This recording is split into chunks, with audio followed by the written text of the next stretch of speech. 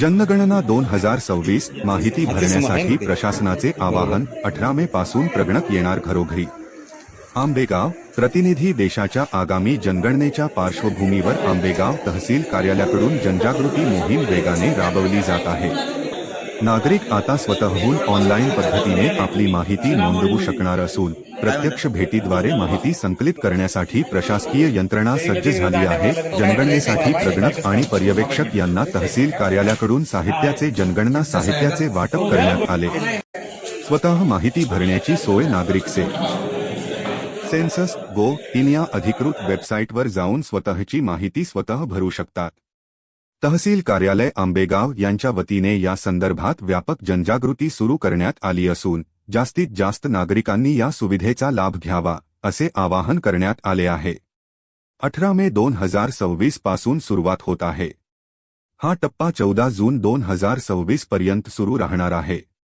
या कालावधीमध्ये नियुक्त केलेले प्रगणक त्यांना दिलेल्या हाऊस लिस्टिंग ब्लॉक प्रमाणे प्रत्येक घराला प्रत्यक्ष भेट देऊन घरांची आणि कुटुंबातील सदस्यांची माहिती संकलित करणार आहेत। सहकार्य करण्याचे आवाहन या महत्त्वपूर्ण राष्ट्रीय कामात सर्व नागरिकांनी सहभागी होणे आवश्यक आहे। आपल्या घरी येणाऱ्या प्रगणकांना अचूक माहिती देऊन त्यांना पूर्ण सहकार्य करावे। नागरिकांनी वेळेत आणि अचूक माहिती देऊन प्रशासनाला सहकार्य करावे जेणेकरून नियोजित कालावधीत हे काम यशस्वीपणे पूर्ण होईल।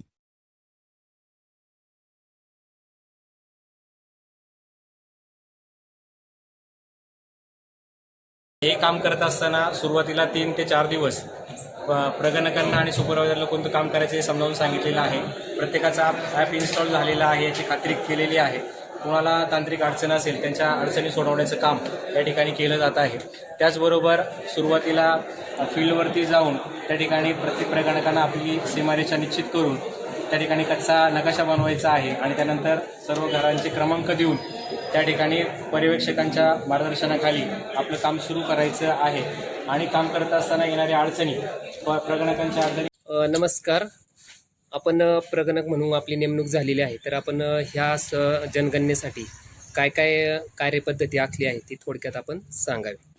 ओके सर, केंद्रीय गृह मंत्रालय सेन्सस ऑफ इंडिया 2027 या जनगणनेला सुरुवात झालेली आहे।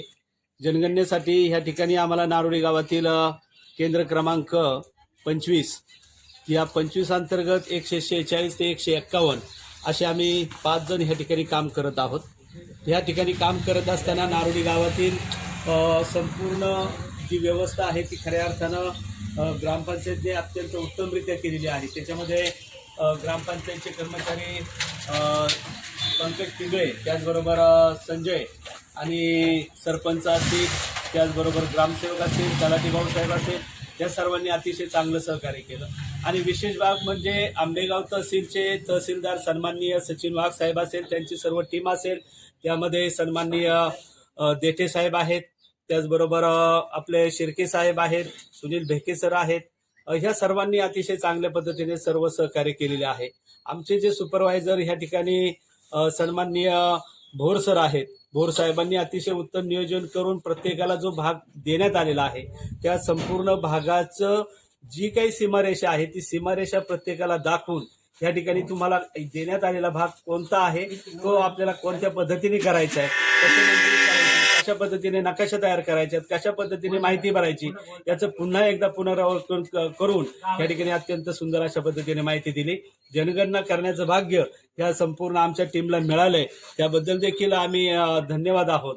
आणि अतिशय सुंदर पद्धतीने आपण संपूर्ण जनगणना करून संपूर्ण लोकांची कुटुंबांची माहिती घेणार आहोत।